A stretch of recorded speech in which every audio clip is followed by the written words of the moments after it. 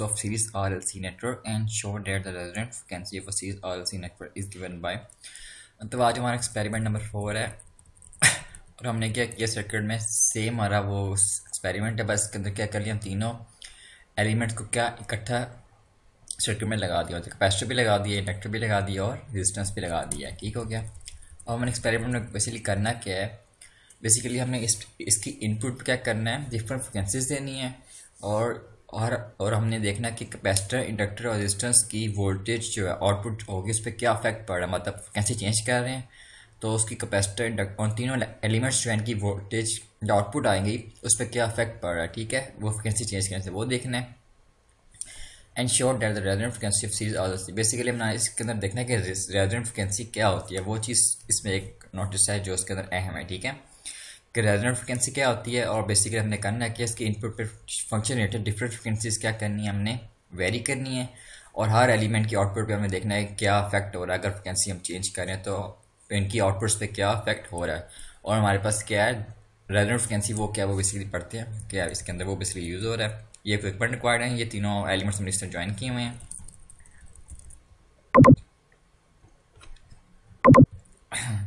Basically resonant frequency होती क्या है?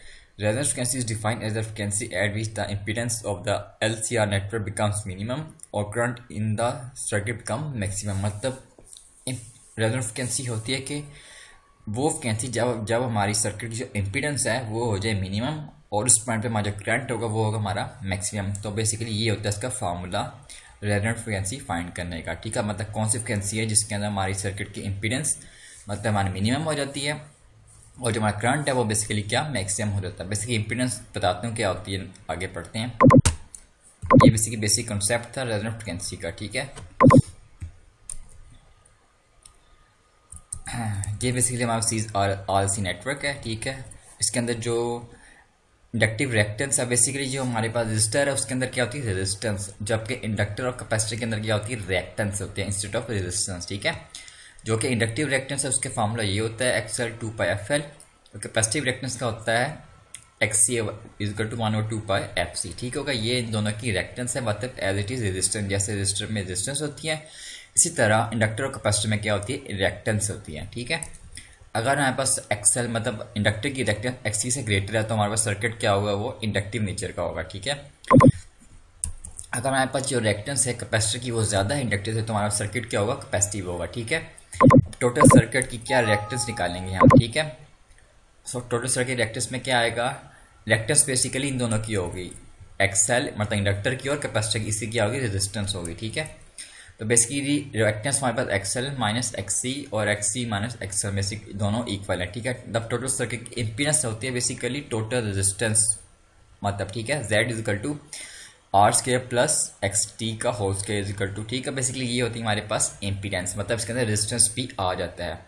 मतलब जब भी हम कोई AC सर्किट लेते हैं तो उसके अंदर जो बेसिकली हम वो क्या इम्पीडेंस की बात करते हैं, ना कि खाली रेजिस्टेंस की बात करते हैं। अगर हमारे पास इंडक्टर और कैपेसिटर दोनों लगे हुए हैं और रेजिस्टर भी लगा हुआ तो उसके अंदर क्या करेंगे हम इम्पीडेंस की बात करेंगे। ठीक है, मतलब टोटल सर्किट की इम्पीडेंस कितनी है, तो इम्पीडेंस में क्या आ जाएगा रेजिस्टेंस भी आ जाएगा और XT हमने ये किया हुआ कैलकुलेट XL माइनस XC, तो इसकी वैल्यू यहाँ पे आ जाएगी। ठीक है, मतलब ये होती है हमारे पास टोटल सर्किट की इम्पीडेंस कि हमारे पास इस टोटल सर्किट की इम्पीडेंस क्या है। ठीक है, मतलब और ये सेम वही था कि eight which the impedance of the LCR circuit becomes minimum, मतलब इस फ्रिक्वेंसी के ऊपर हमारे क्या होगी ये वाली इम्पीडेंस क्या हो जाएगी मिनिमम और जो हमारा करंट होगा वो हो जाएगा मैक्सिमम। ठीक है, बेसिकली ये होती है हमारे पास टोटल सर्किट की इम्पीडेंस। अब देखते हैं inductive reactance against frequency. The graph of inductive reactance against frequency is a straight line. Basically हमारे पास जो इंडक्टिव रिएक्टेंस ये फ्रिक्वेंसी है X पे और Y पे क्या रिएक्टेंस है, उसका ग्राफ जो बेसिकली एक स्ट्रेट लाइन है, क्योंकि इसके अंदर देख सकते हो फ्रिक्वेंसी और इंडक्टेंस क्या है डायरेक्टली प्रोपोर्शन है। अगर इसकी फ्रिक्वेंसी हम राइज करेंगे तो हमारे पास जो इसकी रिएक्टेंस है वो भी क्या होती जाएगी आहिस्ता आहिस्ता राइज अप होती जाएगी। तो बेसिकली क्या आपस में डायरेक्टली प्रोपोर्शन है, इसलिए हमारे पास स्ट्रेट लाइन है इंडक्टिव रिएक्टेंस के तौर पर। ठीक है, अब आते हैं हमारे पास कैपेसिटिव रिएक्टेंस। इसमें देख सकते हैं आपकी फ्रिक्वेंसी जो है F जो है XC की क्या इन्वर्सली प्रोपोर्शन है। अगर हम फ्रिक्वेंसी बढ़ा रहे हैं तो हमारे पास देखो रिएक्टेंस की आस्ते आस्ते डिक्रीज होती जा रही है, मतलब ठीक हो गया। और उस केस में क्या हो रही है हमारी भी दोनों रिएक्टेंस बढ़ाने फ्रिक्वेंसी बढ़ाने से रिएक्टेंस भी राइज हो रही है। और इसके अंदर देख रहे हैं आप फ्रिक्वेंसी बढ़ने से हमारी जो रिएक्टेंस है वो क्या होती जा रही है, डिक्रीज होती जा रही है। बेसिकली ये हमारे दो कर्व बनते हैं, कैपेसिटिव रिएक्टेंस अगेंस्ट फ्रिक्वेंसी और इंडक्टिव रिएक्टेंस अगेंस्ट फ्रिक्वेंसी। या तो रेजोनेंस फ्रिक्वेंसी, ये बेसिकली देख सकते हैं ये एक्सएल का ग्राफ था स्ट्रेट लाइन, और ये था बेसिकली एक्ससी का ग्राफ, मतलब जो आपने कैपेसिटिव रिएक्टेंस, ठीक है। वो पॉइंट देखा जहाँ पे आपका दोनों इंटरसेप्ट हो रहे हैं, ये बेसिकली क्या हो रहा है, इस पॉइंट पे आपकी क्या हो रही है, रेजोनेंस हो रही है, मतलब इस पॉइंट पे आपका क्या हो रही है, इंपीडेंस क्या हो रही है, मिनिमम हो रही है, वो इक्वल हो रही है एक्सएल माइनस एक्ससी के, ठीक हो गया। यहाँ पे आपकी सीरीज रेजोनेंस हो रही है, ठीक है। ये basically electric resonance in occur इसलिए when the two reactants which are opposite and equal each cancel each other as XL equal to XC, मतलब इस पॉइंट के अंदर क्या और हमारे पास XL और जो XC है वो एक दूसरे के क्या इक्वल हो रहे हैं, मतलब दोनों की रिएक्टेंस हमारे पास इक्वल हो गई हैं इस पॉइंट के अंदर जहाँ पे इंटरसेप्ट हो रहे हैं। फॉर एग्जाम्पल XL की वैल्यू है 5 ओम और जो XC की वैल्यू होगी वो भी हो जाएगी हमारे पास 5 ओम, मतलब दोनों की रिएक्टेंस क्या होगी, इक्वल होगी रेजोनेंस के ऊपर, ठीक हो गया। And the point on the graph at which this happens is where two rectangles curve cross each other. In a series resonance circuit, the resonance frequency point can be calculated as follows. मतलब जिस point के अंदर क्या होगा हमारे पास XL और XC क्या हो जाएंगे, इक्वल हो जाएंगे, उसका हमने फाइंड करनी रेजोनेंस फ्रिक्वेंसी। एक्सएल का फॉर्मूला होता है 2πfl, एक्सटी होता है 1/2πfc। हमने इसके अंदर क्या करनी है, फ्रिक्वेंसी ऐड करनी है, फ्रिक्वेंसी इधर मल्टीप्लाई हो जाएगी, ये नीचे आके ये वाला 2πl इधर आके डिवाइड हो जाएगा, 2πfc से मल्टीप्लाई हो जाएगा, ठीक है।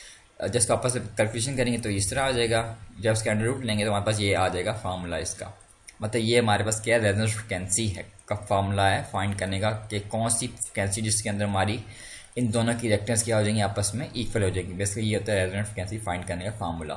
इधर एल रिएक्टेंस की वैल्यू आ जाएगी और इधर कैपेसिटेंस की वैल्यू आ जाएगी, वो हमारे पास आ जाएगी यहाँ पे रेजोनेंस फ्रिक्वेंसी की वैल्यू, ठीक है।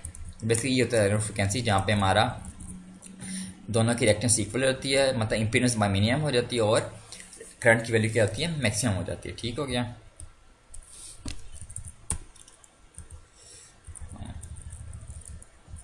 ये देख सकते हैं जब आपका ये था बिफोर रेजोनेंस और ये था after at the resonance the voltage drop equal to 0, मतलब जब हमारे पास रेजोनेंस सर्किट होगा तो क्या होगा, हमारे पास इंडक्टर और कैपेसिटर एक्ट या शॉर्ट सर्किट करेंगे और सारा voltage drop across the register हो जाएगा, ठीक हो गया। मतलब इसकी रिएक्टेंस और एक्सी रिएक्टेंस और एक्सएल रिएक्टेंस इक्वल हो जाती है, जिसकी वजह से क्या होती है, इसके पास एक्ट एज शॉर्ट सर्किट करता है क्योंकि इनकी रिएक्टेंस जीरो हो जाती है, मतलब जीरो हो जाती है, इक्वल टू जीरो। रिएक्टेंस का मतलब जैसे रजिस्टर्स के अंदर रजिस्टर के अंदर रजिस्टर्स होती है, सेम इसके अंदर क्या होती है रिएक्टेंस। जब रिएक्टेंस जीरो हो जाएगी तो आपके पास क्या होगा, मैक्सिमम करंट सारा वोल्टेज ड्रॉप जो होगा इस रजिस्टेंस के अक्रॉस हो जाएगा, सिर्फ इसके अक्रॉस हो जाएगा। तो हम सिर्फ रजिस्टर के थ्रू ही क्या कर सकते हैं, इसका करंट लिमिट कर सकते हैं, मतलब इस सर्किट का एट रेजोनेंस, ठीक हो गया। जैसे रेजोनेंस होगा तो हमारे पास रजिस्टर रह जाएगा, बाकी क्या हो जाएंगे, इंडक्टर और कैपेसिटर शॉर्ट सर्किट हो जाएंगे और जो हम जो रजिस्टर के थ्रू का करेंगे सारा करंट को कंट्रोल करेंगे, ठीक है। अब आ गया series circuit current at resonance. The frequency curve of a series resonance circuit shows that magnitude of current is the function of frequency, and plotting it on the graph shows that the response at near to zero reach maximum value at the resonance frequency when maximum। Basically ये देख सकते हैं आपका graph है, ये frequency है और ये आपके पास करंट है। देख रहे हैं जैसे आप आहिस्ता आहिस्ता फ्रिक्वेंसी बढ़ रही है तो आपका करंट भी क्या हो रहा है, आहिस्ता आहिस्ता राइज अप हो रहा है, ठीक है। एक पॉइंट आएगा, मतलब ये पॉइंट यहाँ पे क्या होगा, आपको मैक्सिमम करंट मिल रहा होगा आउटपुट पे, ये बेसिकली क्या होगा, रेजोनेंस फ्रिक्वेंसी। इस पॉइंट पे क्या हो रही है आपकी रेजोनेंस फ्रिक्वेंसी, मतलब इस पॉइंट के ऊपर आपकी एक्सएल इक्वल टू एक्ससी हो रही है, मतलब कैपेसिटिव और इंडक्टिव रिएक्टेंस क्या हो रही है, इक्वल हो रही है। इसकी वजह से करंट जो मिल रहा है आपको मिल रहा है वो मैक्सिमम मिल रहा है। फिर देखेंगे उसके बाद आपका करंट फिर से क्या आपकी वैल्यूज क्या होती जा रही है, करंट क्या होता जा रहा है, डिके होता जा रहा है, मतलब कम होता जा रहा है। तो बेसिकली ये आपका बेसिक कंसेप्ट था रेजोनेंस फ्रिक्वेंसी का कि रेजोनेंस फ्रिक्वेंसी बेसिकली होती क्या है, ठीक है। मतलब ये आपने इसके अंदर वेरीफाई करना है एक्सपेरिमेंट में क्या कौन सी फ्रिक्वेंसी है। द फ्रिक्वेंसी ठीक हो गया। The result of this magnitude the voltage cross inductor L and the capacitor can become many time larger than the supply voltage, छोड़ दो। हाँ ठीक हो गया, मतलब जब हमारी रेजोनेंस फ्रिक्वेंसी होगी तो हमारे पास क्या होंगे, ये जो फेज एंगल है between the current end voltage क्या होगा, हमारे पास जीरो होगा। जब हमारा जब हमारी जो रेजोनेंस फ्रिक्वेंसी से अगर फ्रिक्वेंसी हमारी कम है तो हमारे पास क्या होगा, कैपेसिटिव वो हो जाएगा, बेसिक कैपेसिटिव सर्किट हो जाएगा। तो बेसिकली इस कैपेसिटर में क्या होता है, करंट क्या कर रहा है, लीड कर रहा है, करंट जो है हमारे पास लीड कर रहा है, वोल्टेज क्या कर रहा है, लैग कर रहा है 90 डिग्री के अंदर, ठीक है। ये बेसिकली अबव एफ आर, मतलब जो फ्रिक्वेंसी हमारी रेजोनेंस फ्रिक्वेंसी है उससे हमारी अबव हो जाती है तो हमारे पास क्या होता है, इंडक्टिव सर्किट हो जाता है। उसके अंदर क्या होता है, हमारे पास करंट लैग कर रहा होता है और वोल्टेज लीड कर रहा होता है, जिसकी वजह से क्या होता है, हमारे पास ये वाला पोर्शन के अंदर करंट डिके हो रहा होता है, इसके अंदर करंट हमारे पास क्या लीड कर रहा होता है। ये बेसिकली कैपेसिटिव रीजन है और ये बेसिकली क्या इंडक्टिव रीजन है। और इस पॉइंट के अंदर क्या हो रहा है, हमारे पास करंट और वोल्टेज एक ही फेज एंगल में हो रहा है, इसकी वजह से हमारे पास क्या हो रहा है, करंट हमें मैक्सिमम पॉइंट में मिल रहा है। ठीक हो गया, मतलब ये रेजोनेंस फ्रिक्वेंसी से ये वाला पोर्शन लो फ्रिक्वेंसी पे है और ये रेजोनेंस फ्रिक्वेंसी ये वाला पोर्शन जो है बेसिकली रेजोनेंस फ्रिक्वेंसी से क्या हायर फ्रिक्वेंसी पे है। ठीक हो गया, और ये बेसिकली आपका डायग्राम है।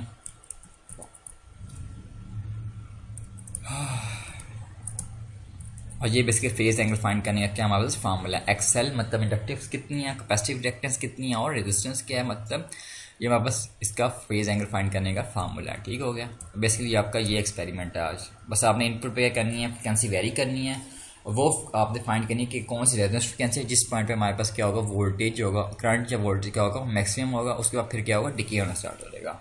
ठीक हो गया, अब हम करते हैं इसको प्रोटेसिव फॉर्म। ये हमारा सर्किट है, ठीक है, तीन एक कैपेसिटर लगाया है, इंडक्टर लगाया और हमने रेजिस्टेंस लगाया। ये सिग्नल जनरेटर है, ये हमारे पास 3 क्रॉस लगा दी यहाँ पे। ठीक हो गया, कैपेसिटी की value 0.01 micro farad, 100 milli henry inductor का, और रेजिस्टेंस की वैल्यू है 10 किलो ओम। ठीक हो गया, अब हम करते हैं इसको रन। ठीक हो गया, अब बेसिकली पहले दिखाता हूँ आपको टेबल क्या है आपका। बेसिकली आपका प्रोसीजर क्या है कि हमें ये करना है, apply sinusoidal signal from the signal generator of 5 volt peak to peak, मतलब हमने सिग्नल जनरेटर से 5 volt peak to peak apply करने हैं and set the frequency to value, मतलब हमने फ्रिक्वेंसी क्या करनी है, पहले सेट करनी है। फिर करना है observe VR, VL and VC on the oscilloscope and record, मतलब हमने voltage across resistor, voltage across inductor and voltage across capacitor we have to find. ठीक है, ये 3 चीज़ें जो हमने फाइंड करनी है, across capacitor voltage, across resistor और अक्रॉस इंडक्टर हमने वोल्टेज फाइंड करनी है। Increase the frequency of the signal and each frequency measure and record V, मतलब हर हमने फ्रिक्वेंसी को वेरी करना है। हर फ्रिक्वेंसी वेरी करने से मतलब फॉर एग्जांपल हमने की 1 किलो हर्ट्ज, तो 1 किलो हर्ट्ज में हमने तीनों की क्या करनी है, वेव फॉर्म देखनी है, VR देखनी है, VL देखनी है और VC देखनी है। और सेम हमने for example 2 kilo hertz frequency कर दी, तो तब भी हम क्या करेंगे, तीनों की रीडिंग्स को क्या करेंगे, नोट डाउन करेंगे अक्रॉस। ठीक हो गया, ये बस क्या है, ये हमारे पास क्या आ गया, टेबल जो आपने फिल करना है। ये basically number of frequency for example यहाँ पे कि हमने 500 हर्ट्ज, फिर 1 kilo hertz, 2 kilo hertz, 3 kilo hertz, 4 kilo, मतलब इस तरह आपने क्या करना है, फ्रिक्वेंसी को इंक्रीज करना है। यहाँ पे आपने एक्सेल की वैल्यू फाइंड कर लेना, ये फार्मूला है। फ्रिक्वेंसी जो आप यहाँ डालोगे वही फ्रिक्वेंसी आएगी। ठीक है, इंडक्टर जो आपकी वैल्यू है 100 मिली हेनरी वो लिख दोगे, यहाँ पे इसकी रिएक्टेंस आ जाएगी। सेम आप इसी तरह फाइंड कर लोगे। ठीक हो गया, और इम्पीडेंस भी आप इसी तरह से फाइंड कर लोगे। ठीक है, एक्सएल ये आ जाएगा, XC ये आ जाएगा और आपको गिवन है 10 किलो ओम है।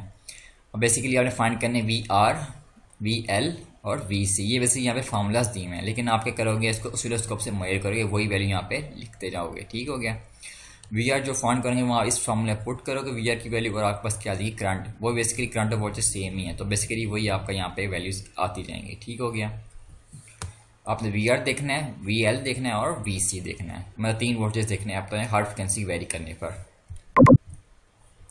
अब हमने फॉर एग्जांपल ये आप सर्किट है, अब हमने लगा दिए तीनों, A लगा दी हमने कैपेसिटर के क्रॉस आउटपुट, C लगा दी हमने इंडक्टर के क्रॉस आउटपुट और D लगा दी हमने रेजिस्टर के क्रॉस आउटपुट, मतलब हमें तीनों वोल्टेज एट अ टाइम को देखना है और वेरी करते हुए देखना है। ठीक है, आप करेंगे इसको प्ले। तो ये बेसिकली आपका मैंने सेट किया हुआ था। फॉर एग्जांपल आप सबसे पहले क्या करेंगे, यहाँ पे देखेंगे फ्रिक्वेंसी को वेरी करेंगे। पहले हम देखते हैं फ्रिक्वेंसी को क्या करते हैं। पहले हम फ्रिक्वेंसी को रखते हैं फॉर एग्जांपल 500 हर्ट्ज। ठीक हो गया, अब 500 हर्ट्ज को सेट करने के लिए ये सेट कर लें। अब मैंने फ्रिक्वेंसी क्या रख दी है 500 हर्ट्ज, एम्पलीट्यूड है हमारे पास 5 वोल्ट और हमने वोल्ट हमने वो अप्लाई किया वेव फॉर्म, मतलब साइन वेव अप्लाई किया हमने। ठीक है, स्क्वायर वेव अप्लाई नहीं की हमने। ठीक हो गया, अब देखिए कि हमने फ्रिक्वेंसी अप्लाई की 500 हर्ट्ज, तो देखेंगे आपका तीनों के हम वोल्टेज क्या होंगे, राइज अप होंगे आहिस्ता आहिस्ता। ये आ रहा है 750 मिली वोल्ट्स, ये आ रहा है 750 मिली वोल्ट्स, इसके भी वोल्टेज आ रहा है आपके पास मिली वोल्ट, मतलब आपके वोल्टेज ऐसे ऐसे क्या राइज अप हो रहे हैं, ठीक है। अब करेंगे हम इसको 700 हर्ट्ज फॉर एग्जांपल। अब देखते हैं कितने वोल्टेज आ रहे हैं। अब इसके वोल्टेज हो गए 1.5 वोल्ट, इसके भी हो गए आपके पास 1.5 वोल्ट, और इसके भी वोल्टेज हो गया हमारे पास 1.5 वोल्ट। मतलब आज जैसे फ्रीक्वेंसी राइज की है तो क्या किया हमारे पास इसकी क्या हो गई, वोल्टेज राइज अप होना स्टार्ट हो गए हैं, मतलब ये हमारे में ठीक है। अब हम इसको करते हैं 1 किलो ओम।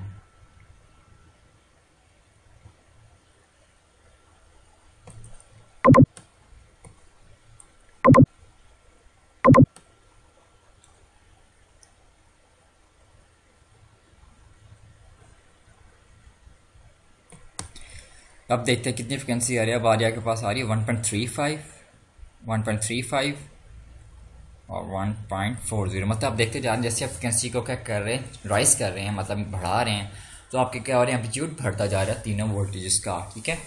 ये बेसिकली होकर है जो आपको पहले बताया था, मैं आपकी रिएक्टेंस बताई थी। अगर फ्रिक्वेंसी बढ़ा रहे हैं तो हमारे पास जो इंडक्टिव रिएक्टेंस है वो राइज होगी, और जो कैपेसिटिव रिएक्टेंस है वो हमारे पास डिक्रीज हो रही है। इसकी वजह से हमारे पास क्या हो रहे हैं, वोल्टेज कम ज़्यादा हो रहे हैं, ठीक है। अब देखेंगे हम इसको अप्लाई करेंगे।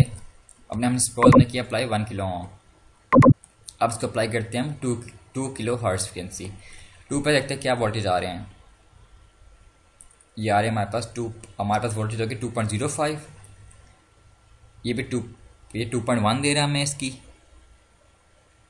ये हमारे पास 2.1 दे रहा है, और ये भी हमारे पास 2.1 वोल्टेज दे रहा है, ठीक है। अब 2 किलो हर्ट्ज फ्रिक्वेंसी। अब देखते हैं इसको 4 पे लेके जाते हैं, ठीक, कितना एम्पलीट्यूड आएगा हमारे पास।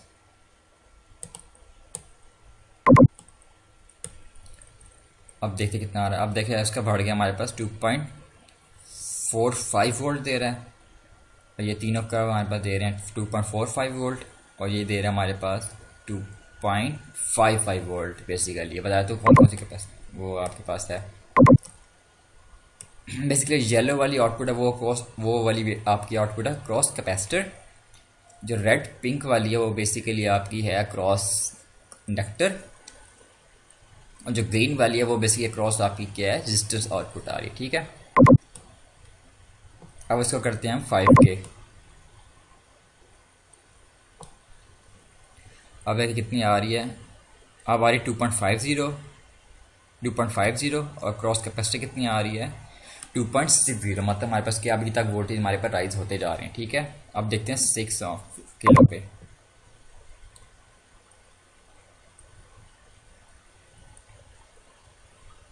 अब स्टिल अभी 2.50 आ रहे हैं 6 पे, और इस पे भी हमारे पास स्टिल 2.50 दे रहा है,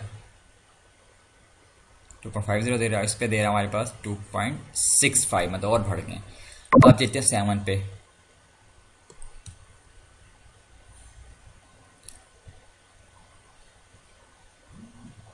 टू पॉइंट फोर फाइव 2.65 मतलब हमारी जो 6 किलो हर्ट्ज फ्रिक्वेंसी थी वो बेसिकली क्या थी हमारे पास, रेजोनेंस फ्रिक्वेंसी थी, ठीक हो गया। मतलब 6K पे दे रहा था मैं ये 2.5 वोल्ट, ये भी हमें दे रहा था 2.5 वोल्ट, और ये भी हमें दे रहा था 2.65 वोल्ट, 65 वोल्ट। मतलब तीनों हमारे पास क्या मैक्सिमम एम्पलीट्यूड आ रहे हैं 6 किलो हर्ट्ज फ्रिक्वेंसी पे। जैसे हम 7 किलो हर्ट्ज पे मूव करते हैं तो देखते हैं क्रॉस, ये हम देखते हैं क्रॉस इंडक्टर देख रहे हैं, तो उसकी वैल्यू क्या होगी हमारे पास 2.45। मतलब 2.5 से 2.45 डिक्रीज हो गई है, और इसकी भी 2.45 डिक्रीज हो गई है। और जबकि कैपेसिटर की क्रॉस भी मतलब कांस्टेंट ही रही है। मतलब ये वो वोल्ट ये बेसिकली क्या हमारे पास 6 किलोहर्ट्ज हमारे पास क्या है रेजोनेंस फ्रिक्वेंसी है। इस फ्रिक्वेंसी तक हमारे पास क्या हो रहा है वोल्टेज मैक्सिमम हो रहा है। फिर उसके बाद क्या होगा 7K आ गई, 7K के बाद क्या होगा हमारे पास एम्पलीट्यूड क्या होता जा रहा है डिक्रीज होता जा रहा है। तो बेसिकली ये 2.5 से 2.45 हो गया, और ये भी 2.45 से 2.45 हो गया। मतलब 6 किलोहर्ट्ज के अंदर हमारे पास क्या थी रेजोनेंस फ्रिक्वेंसी थी। मतलब 0 हर्ट्ज से लेकर 6 किलोहर्ट्ज तक हमारे पास था कैपेसिटिव रीजन, जिसके अंदर हमारी क्या हो रही है एम्पलीट्यूड हमारा बढ़ता जा रहा है, और मैक्सिमम करंट हमें शो कर रहा है 6 किलोहर्ट्ज तक। जैसे 6 किलोहर्ट्ज से फ्रिक्वेंसी राइज होगी मतलब आगे जाएगी, तो उसकी वजह से क्या होगा हमारे पास क्या होगा इंडक्टिव रीजन आ जाएगा। उसके अंदर क्या होगा हमारी करंट क्या होती जाएगी डिके होती जाएगी, मतलब इसकी वैल्यू क्या होती जाएगी कम होती जाएगी। तो बेसिकली हमारे पास 6 किलोहर्ट्ज क्या थी रेजोनेंस फ्रिक्वेंसी थी इस सर्किट की, ठीक है। और 7K के बाद क्या होगी, आपको तीनों वैल्यूज़ क्या होती जाएंगी, डिक्रीज होना स्टार्ट हो जाएंगी। मतलब ठीक हो गया। तो ये आपने खुद वेरी कर देना। फॉर एग्जाम्पल करता हूँ मैं 10K करता हूँ, अब देखते कितनी होगी। अब देखें इसकी एम्पलीट्यूड होगा 2.20, इसका हो गया 2.20, 2.4 वाले 2.20 हो गया, और इसका भी हो गया हमारे पास 2.60 हो गया। ठीक हो गया 10K के अंदर।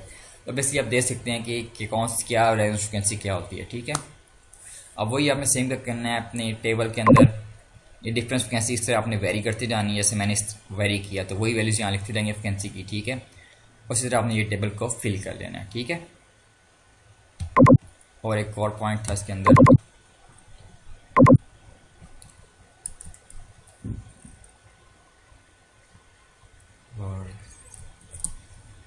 फॉर एग्जाम्पल हमने इस सर्किट की करनी है, रेजिडेंट फ्रिक्वेंसी को फाइंड करना है। तो ये फार्मूला होता है रेजिडेंट फ्रिक्वेंसी फाइंड करने का। ठीक हो गया, ये है बेसिकली एल की वैल्यू आ गई 20 मिली हेनरी, कैपेसिटर की आ गई 2 माइक्रोफार्ड, तो ये इसकी रेजिडेंट फ्रिक्वेंसी आ गई। ठीक है, इसका मतलब क्या है, 0 से लेकर 796 तक हम फ्रिक्वेंसी को वेरी करेंगे तो हमारे पास क्या होगा, एम्पलीट्यूड बढ़ेगा, मतलब ऐसा तक बढ़ता जाएगा।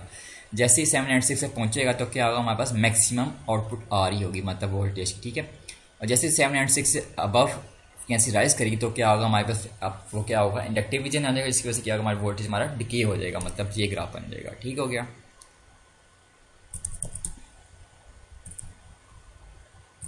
हाँ बेसिक ये समझ लो यहाँ पे 796 फ्रिक्वेंसी है, जैसे 797 फ्रिक्वेंसी होगी तो हमारे पास क्या होगा, वो डिके होना स्टार्ट करेगा। मतलब ये हमारा 796 फ्रिक्वेंसी क्या है, रेजोनेंस फ्रिक्वेंसी है इस पॉइंट के ऊपर। इससे 0 से लेकर 795 तक ये रीजन है, और 796 से रीजन आगे लेकर ये वाला रीजन है। ठीक है, अप टू 100। तो बेसिकली ये आपका एक्सपेरिमेंट था, आपने ये परफॉर्म करना है जैसे आपने फर्स्ट सारे एक्सपेरिमेंट में किया, वही आपने सेम प्रोसीजर को फॉलो करना है। यूट्यूब पर वीडियो कमेंट करना है, स्क्रीनशॉट और रिजल्ट्स भेजने हैं आपने। ठीक है, मतलब एक दिन का टाइम है आपके पास, कल आपका 12 बजे तक रात तक टाइम है। ठीक है, तो सेंड कर देना आप।